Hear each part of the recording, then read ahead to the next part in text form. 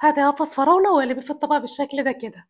خزنيها بقى لرمضان وغير رمضان، هي موسمها وهتبقى تحفة جدا. ابدأي بقى نضفيها قبل ما تغسليها، ودي حاجة مهمة كمان علشان خاطر تتنضف معاكي بكل سهولة. أهم حاجة بقى تغسليها غسلة نظيفة وتنقعها في المية 10 دقايق، ودور واتنين لحد لما تطلع معاكي المية نظيفة وزي الفل. بعد كده هتجيبي مثلا على الكيلو هتحطي معلقة كبيرة من السكر، وهتقلبي الفراولة مع السكر بالشكل ده.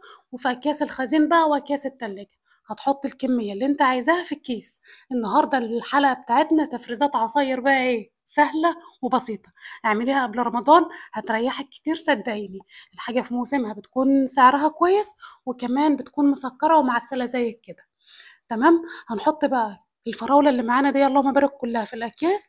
وأهم حاجة في الحاجات أو أي حاجة بنحطها تفريزات، بنخرج الهواء من الكيس كويس وبنربط. كده خلصنا أول حاجة وهي الفراولة. تعالوا ندخل على تاني حاجة، بس هنصلي على الرسول صلى الله عليه وسلم ونقول اللهم بارك.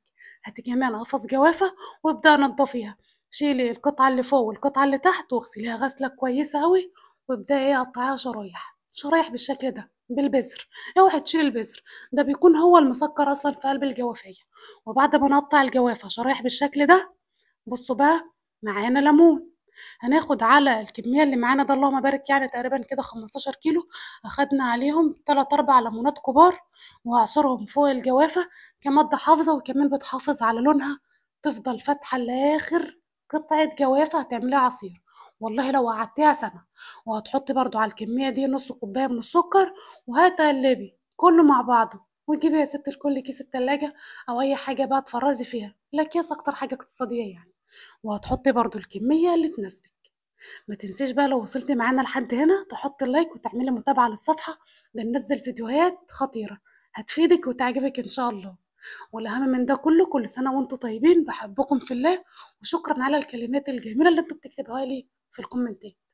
خلاص، نخلّص الجوافة ونحطها في الأكياس ونخرّج الهوا ونربط. وحاولي وأنتِ بتحطّي الحاجة في الأكياس تبطّطيها شوية علشان خاطر ما تاخدش معاكِ مكان كتير في الفريزر. بعد كده هاتي قفص برتقان بلدي، اللهم بارك، الكيلو ب12 ونص، حاجة كده نضيفة وزي الفل. أهم حاجة في تخزين البرتقان هو البرتقان البلدي يا جماعة، مفيش نوع تاني بيتخزن غير البرتقان البلدي. تعملي منه كيكة بقى، تعملي منه عصير، تعملي منه اللي نفسك فيه. بُصّي بقى، بالنسبة للبرتقان الأولاني اللي أنا باقطّعه شرايح بالقشر، ده بتاع الكيكات. عايزة أقول لِك إن البرتقان البلدي كفاية ريحته، وطبعًا في الكيكة إحنا بنستخدم البرتقانية بحالها بقشرها عادي، بس أهم حاجة تشيلي منها البذر، لإن البذرة أكتر حاجة بتخلّي عصير البرتقان يمرّر. حلو الكلام؟ حلو أوي كده. عندِك عصارة برتقان، ممكن تعصري البرتقان في العصارة، طبعًا بتاخد مجهود شوية وبس بصراحة البرتقان بيطلع زي الفل وما فيهوش أي مرارة. والقشرة ممكن تبشريها وتحطيها في كيس أو علبة برضه للكيك، بس بصراحة دي أسهل طريقة لتفريز البرتقان وبرضه ما بتاخدش وقت كتير. فهاعمل كمية بسيطة منها، من البرتقان اللي قدامنا ده بقشرها علشان خاطر الكيكة زي ما اتفقنا، وهنشيل منها البذر. تعالي بقى على البرتقان اللي هنعمله عصير، هنقشره. مهم جدا وانتي بتقشريه تاخدي القشرة البيضة معاكي، علشان خاطر برضو القشرة البيضة يعني شوية بتخلي البرتقان يمر. هتقشري وتشيلي القشرة البيضة، وكمان هنبدأ ان احنا نقطع البرتقان حلقات علشان خاطر ما ياخدش معانا مكان في الفريزر. ده الهدف، ان احنا بنقطعه حلقات بس مش اكتر، لانك لو حطيت البرتقانية كاملة هتبقى كده كبيرة كده وتاخد مكان معاكي. وعايزة اقولك ان احنا في موسم الجزر، يعني الجزر اليومين دول سعره حنين كده، وكمان اللهم بارك فيه سكر، والله العظيم يا جماعة مسكر وزي الفل.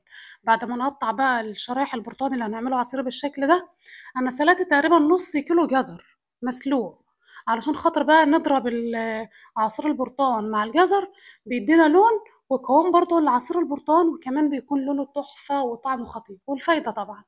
خلاص، يعني الجزر اللي قدامكم ده متنضف ومتقطع حلقات ومسلوق. خلاص.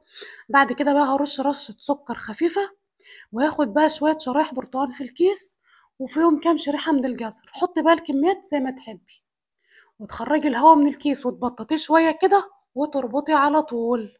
بصوا بقى الجمال، معاكِ بقى كيس فيه شوية برتقان مع شوية جزر، وممكن لو اللي ما بيحبش الجزر تحطي برتقان بس. هتخرجيه تسيبيه يهدى شوية من الفريزر، وتضربيه على طول في الخلاط وتصفي، أهم حاجة تصفيه كويس. وده اللهم بارك الفراولة الله أكبر كده إيه حاجة سكر من الفريزر، تهدى شوية وعلى الخلاط وتصفي، وزيهم الجوافة. كمان البرتقانة هو بتاع الكيكة اللهم بارك كده عملنا في شوية وقت بسيط شوية تفريزات هتنفعنا كتير في الشهر الكريم. كل سنة وانتم طيبين. الشهر مش هياكلنا ولا حاجة زي ما الناس بتقول، بس ده كله بيريحنا، وكل سنة وانتم طيبين.